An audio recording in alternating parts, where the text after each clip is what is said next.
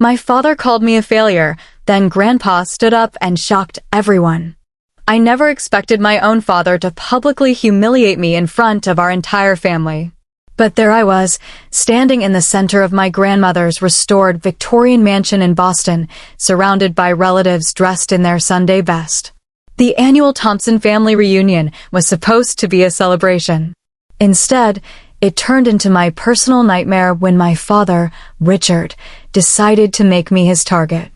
A bike mechanic, he scoffed, swirling his bourbon like it was some kind of prop in his performance. Harvard Business School was just a waste of money, wasn't it?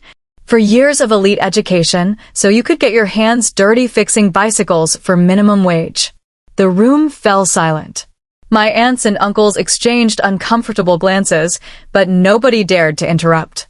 My father had always been the golden child of the family, the successful investment banker who managed the Thompson fortune with an iron fist. "There's nothing wrong with honest work, Dad," I said, trying to keep my voice steady despite the knot forming in my throat. "The bike shop helps underprivileged kids in the community. We teach them skills, give them mentorship skills." He laughed, cutting me off. "Olivia, you were born into privilege. You had every opportunity handed to you. Yet you choose to waste your life on some misguided charity project. You're an embarrassment to this family." I could feel my face burning with shame. I'd spent 2 years building green chain cycles from nothing into a community space that actually helped people. But to him, if it didn't make millions, it was worthless. "And now I hear you're living in that tiny apartment above the shop?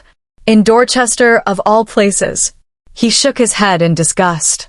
"Your great-grandfather built an empire, and this is how you honor his legacy?"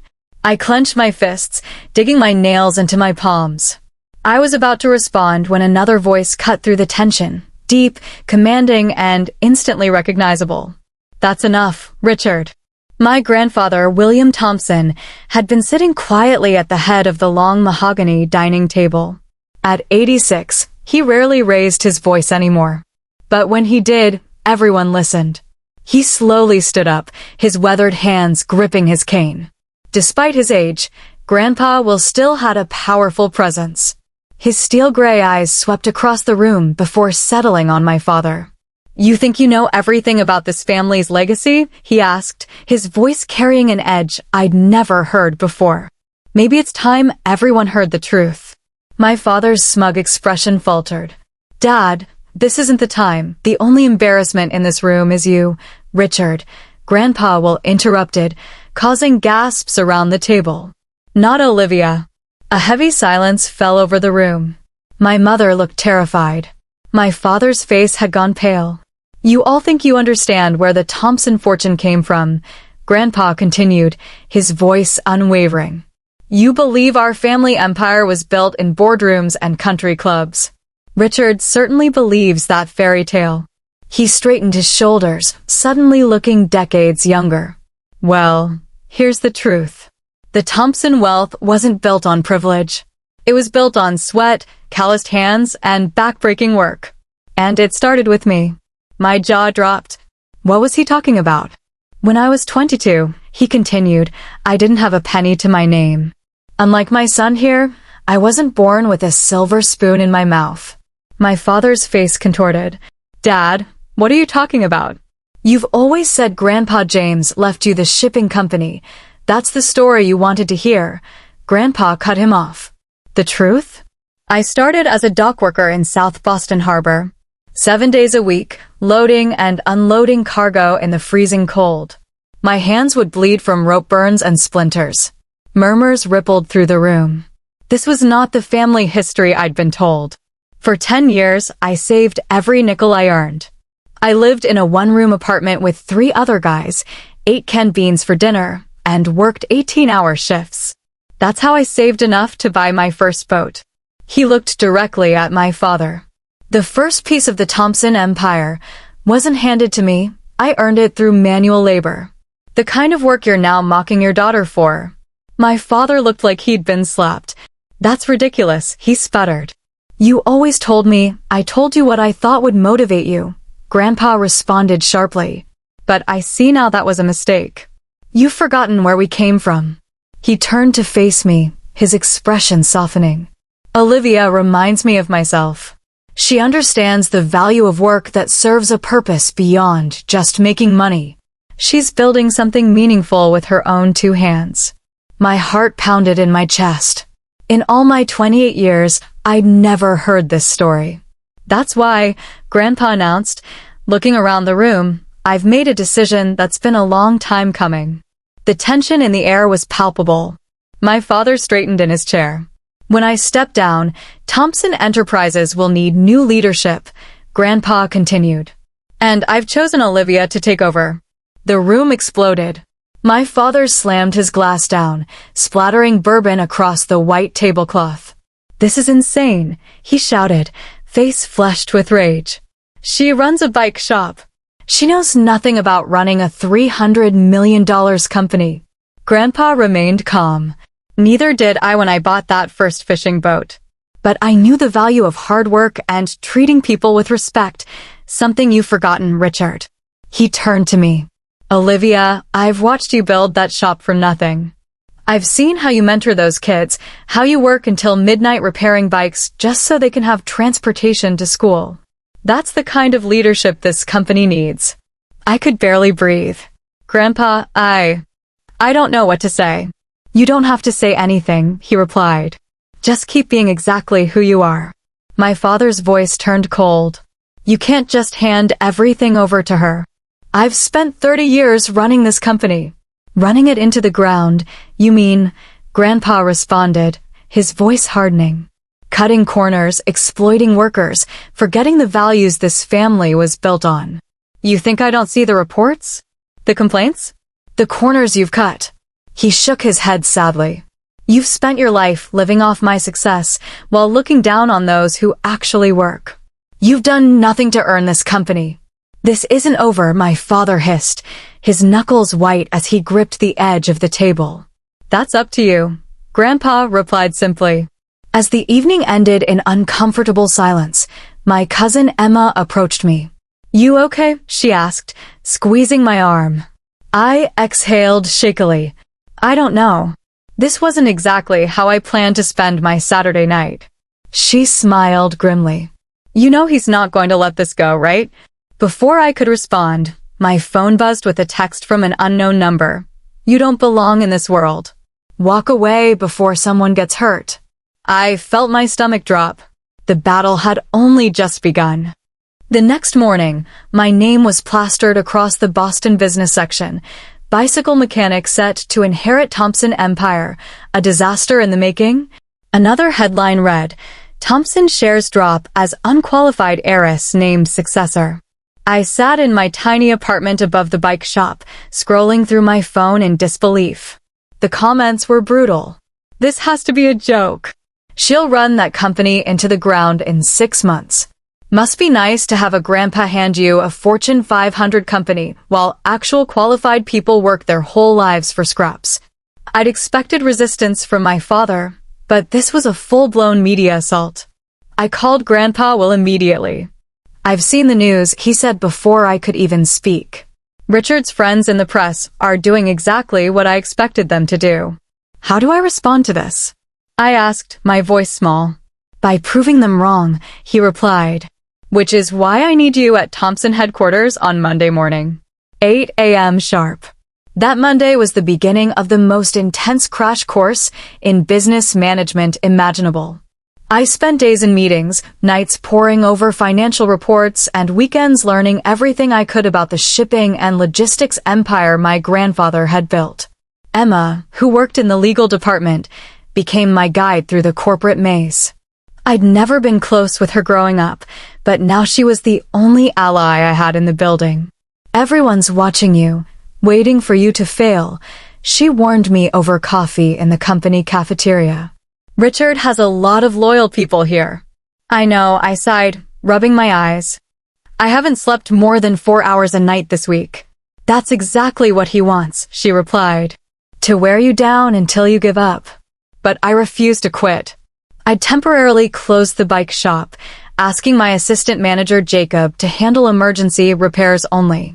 This was my chance to prove myself, not just to my father, but to myself. 3 weeks later, I walked into my first executive board meeting. The tension was thick enough to cut with a knife as I took my seat at the long conference table. Emma had given me a heads up that something was brewing, but nothing could have prepared me for what happened next.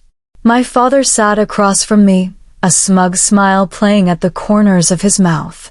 The CFO, Robert Brooks, my father's longtime golf buddy, cleared his throat. "Ms. Thompson, we need to discuss some concerning developments in the Pacific Northwest Division." He slid a folder across the table. As I opened it, my blood ran cold. According to these reports, I had authorized a disastrous restructuring of our Seattle operations, resulting in nearly $20 million in losses over just 2 weeks. I never approved this, I said, flipping through the documents in shock. "I've never even seen these proposals." "Your signature is on every page," Robert replied, his voice dripping with false sympathy. I looked up to find my father watching me, barely concealing his triumphant grin. "These reports are fake," I stated firmly, looking each board member in the eye. "Someone has forged my signature and fabricated these numbers." The CEO, Janet Wilson, one of the few executives not in my father's pocket, looked troubled. "That's a serious accusation, Olivia. Do you have any proof?" "Give me 48 hours, I said, standing up. "I'll show you exactly who's behind this." As I left the boardroom, I heard my father's voice behind me. The Thompson delusion runs strong in that one. I went straight to Emma's office and closed the door. "Richard's trying to frame me," I said without preamble.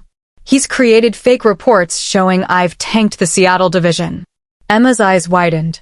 "That's not surprising, but it's definitely illegal." "I need proof it was him," I said. "Can you help me?" She hesitated. "This could cost me my job, Olivia." "I know," I replied. "But if he gets away with this, a lot more people are going to lose their jobs. You've seen how he runs things." She nodded slowly. "I have a friend in IT who owes me a favor. Let me make a call." That night, we met at a 24-hour diner in Cambridge, neutral territory where we wouldn't be recognized. Emma brought her friend, Noah, a systems analyst from Thompson's IT department. "Corporate document fraud is actually pretty traceable if you know what to look for," Noah explained, opening his laptop. "Every file on the company servers has metadata, a digital fingerprint that shows who created it, when, and from where." He pulled up the files Emma had secretly copied for him. "These documents were supposedly created by you 2 weeks ago, right?" I nodded. "Except according to the server logs, they were actually created 4 days ago from a computer with the IP address assigned to." He paused, looking up at me, the executive suite on the top floor. "My father's office," I confirmed. "But that's not all," Noah continued. "The documents were backdated and your digital signature was copied from other legitimate documents you've signed since joining the company. Can you prove that in a way the board will understand?" I asked. Noah grinned. "I can do better than that. I can show exactly when and how the documents were altered, down to the keystroke." The next morning, I walked into the emergency board meeting with a confidence I hadn't felt since this whole ordeal began. My father was already there, relaxed in his chair, ready to watch me fail. "Well?" Janet asked. "Do you have evidence to support your claims about the Seattle reports?" I placed a USB drive on the table. Not only were these reports fabricated, but I can prove who created them. I connected the drive to the conference room display and pulled up Noah's analysis. The screen filled with server logs, timestamps, and a clear trail leading back to my father's executive computer. "These documents were created 4 days ago, not 2 weeks ago," I explained. "They were backdated and my signature was digitally copied from other documents." I clicked to the next slide, a security camera still from the executive floor, showing my father entering his office at exactly 11:42 p.m. on the night the documents were created. The room fell silent. Robert Brooks shifted uncomfortably in his seat. Janet looked from the screen to my father, whose face had drained of all color. "Richard," Janet said slowly, "would you care to explain this?" My father's mouth opened, but no words came out. This is a serious breach of corporate ethics, another board member added. Possibly criminal fraud. These could be manipulated, my father finally spluttered. She could have created all of this to frame me. I smiled calmly. Then you won't mind if we bring in an independent forensic analyst to verify the findings? I'm sure the SEC would be interested in the results as well. The mention of the Securities and Exchange Commission sent a visible shudder through the room. Corporate fraud investigations could mean serious consequences, even jail time. That won't be necessary, my father muttered, his voice tight with barely controlled rage. Janet turned to me. Olivia, I believe we owe you an apology. We'll clear your name immediately regarding the Seattle operations. Thank you, I replied.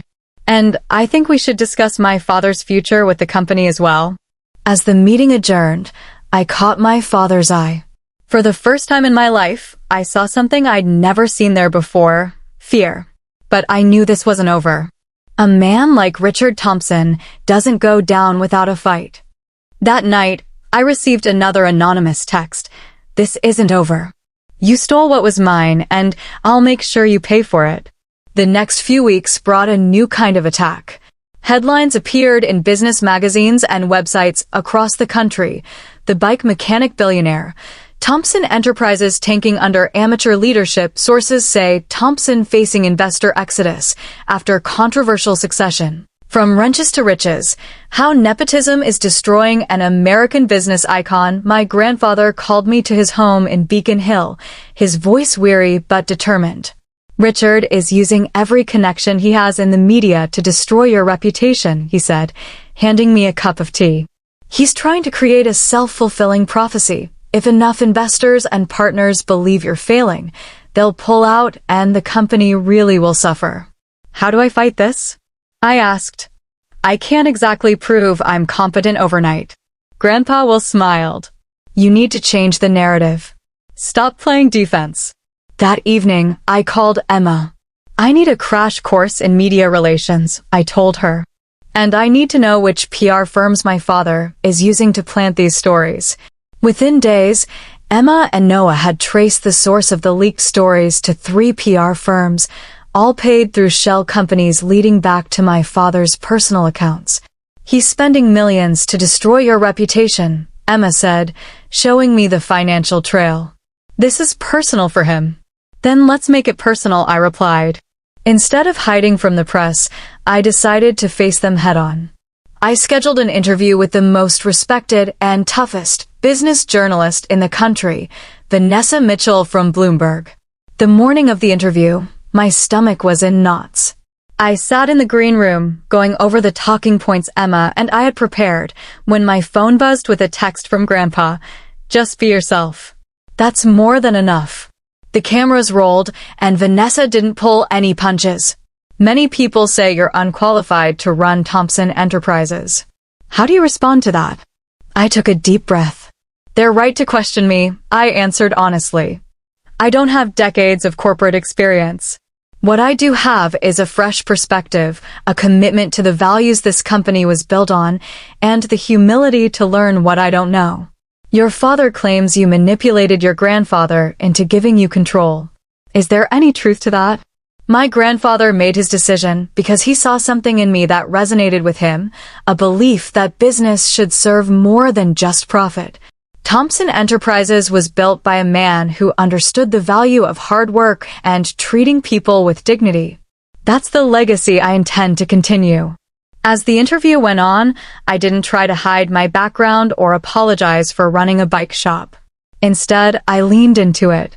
The skills I developed building green chain cycles from nothing are exactly what this company needs right now. I learned to solve problems with limited resources, to put community first, and to value the contributions of every single worker, from the person sweeping the floor to the person designing our logistics software. By the time the interview ended, the tone had shifted completely. Vanessa Mitchell, known for her skepticism, actually smiled. I have to say, Miss Thompson, you're not what I expected. The public response was immediate. Social media lit up with supportive comments. Finally, a CEO who actually understands what it's like to work for a living. I'm rooting for the bike shop girl. We need more leaders like her. The headline in the next day's Bloomberg, Olivia Thompson, the refreshing new face of American business. A week later, my father stormed into my office unannounced. "You think you've won?" he hissed, slamming the door behind him. I leaned back in my chair, surprised at my own calmness. "It's not about winning, Dad. It's about doing what's right for the company." "You have no idea what you're doing," he snarled. "You're going to destroy everything I've built." "Everything Grandpa built," I corrected him quietly. "And I'm not going to destroy it. I'm going to restore it to what it was meant to be." His face contorted with rage. "You naive little fool. Business isn't about charity or feeling good. It's about profit, power, and winning." I studied him for a moment, feeling an unexpected wave of pity. "Is that why you're so miserable, Dad? Because even with all your money and power, you've never really won anything on your own merit." He flinched as if I'd slapped him. "I'm still standing," I continued, "despite everything you've thrown at me. Maybe it's time to consider that you're the one who's been wrong all along." He left without another word, but the look in his eyes told me everything I needed to know. For the first time in his life, Richard Thompson had lost a battle he couldn't buy his way out of. The next month was a whirlwind of changes. With Grandpa's blessing, I began implementing a new vision for Thompson Enterprises, one that honored its humble origins while embracing innovation. I established the Thompson Community Foundation, allocating 10% of our profits to fund vocational training programs in the cities where we operated. We raised our minimum wage to $25 an hour, invested in green technology for our shipping fleet, and implemented a profit-sharing program for all employees. My father resigned from the company shortly after, selling his shares and moving to Palm Beach. I heard through family that he was telling anyone who would listen that I was running the company into the ground. But the numbers told a different story. 6 months after I took over, Thompson Enterprises stock had risen 22%. Employee retention improved dramatically, and our reputation as an employer of choice brought in talent that had previously gone to our competitors. A year after that fateful family dinner, I stood on the loading dock of our Boston Harbor facility, watching cargo being unloaded from one of our ships. I'd made it a habit to visit different company sites every week, talking to workers at all levels. As I observed the dock workers doing the same job my grandfather had done nearly 70 years earlier, I noticed an older man struggling with a heavy crate. Without thinking, I walked over and grabbed the other end. "Let me help you with that," I said. The worker looked up in shock. "Miss Thompson." "You don't have to do that," I smiled. "No job is beneath me. That's something my grandfather taught me." Together, we moved the crate to its designated spot. The man looked at me curiously. "You know, when I first heard the boss's granddaughter was taking over, I figured we were all gonna get laid off. That's usually how it goes when the suits take charge." I laughed. "I'm not much of a suit person. More of a jeans and work boots kind of CEO." "I can see that," he nodded approvingly. "Your grandpa was the same way. Even after he got big, he'd still come down here, roll up his sleeves, and work alongside us sometimes. Haven't seen that kind of boss in a long time." "Well, get used to it," I replied, "because that's exactly the kind of company we're going to be again." Later that evening, I visited Grandpa while at his home. At 87, he'd officially retired, but his mind was as sharp as ever. "I saw the quarterly reports," he said, his eyes twinkling. "Not bad for a bike mechanic." I smiled. "I learned from the best." He patted my hand. "You know what I'm most proud of? Not the profits, not the stock price. It's seeing you down on the docks today, helping that worker with the crate." I looked at him in surprise. "How did you know about that?" "I still have friends in every department," he winked. "Word travels fast when the CEO is getting her hands dirty."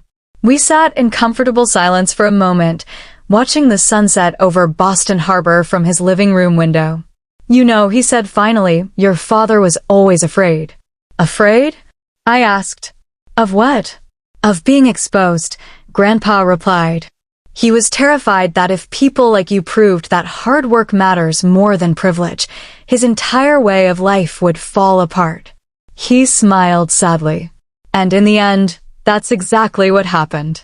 I thought about my father, now living in isolation in Florida, cut off from the company and family he tried to control through fear and manipulation. I almost feel sorry for him, I admitted. Don't, Grandpa said firmly. He made his choices. You made yours. And because of that, thousands of people have better lives today. As I drove back to my apartment above the bike shop, yes, I'd kept it despite my newfound wealth, I reflected on how much had changed in a year. I still spent weekends at Green Chain Cycles, teaching neighborhood kids how to repair their bikes. Some things were too important to give up. I'd learned that true legacy isn't measured in dollars or stock options. It's measured in the lives you touch, the values you uphold, and the work you're willing to do with your own two hands. My father never understood that. But standing in that dining room a year ago, my grandfather had seen something in me that I hadn't even fully recognized in myself, the heart of a builder, not just an inheritor. And that made all the difference. And that's how Olivia transformed her greatest humiliation into her greatest victory, building something even stronger than what came before. What makes this story so powerful is how it challenges our assumptions about success and worth. The father, Richard, represented everything our society tends to value: status, wealth, and power, yet he was ultimately revealed as the most insecure person in the room. His entire identity rested on privilege he didn't earn, which is why he felt so threatened by his daughter's authentic path. Olivia, on the other hand, demonstrated that true leadership isn't about titles or corner offices. It's about rolling up your sleeves, connecting with people at all levels, and staying true to your values even when it would be easier to conform. The grandfather's revelation reminds us that many successful families and businesses have origin stories much humbler than they'd like to admit. There's often someone like William Thompson who did the hard, unglamorous work that made everything else possible, someone whose story gets polished and rewritten over time. I'm curious, have you ever been in a situation where your choices were criticized by family members who thought they knew better? How did you handle it? Let me know in the comments below. And if you enjoyed this story about family dynamics, legacy, and standing up for your values, please hit that like button and subscribe to the channel. We share new stories every day, and I'd love to have you join our community of storytellers and listeners. Remember to turn on notifications so you never miss an upload. And as always, thanks for listening. I'll catch you in the next one.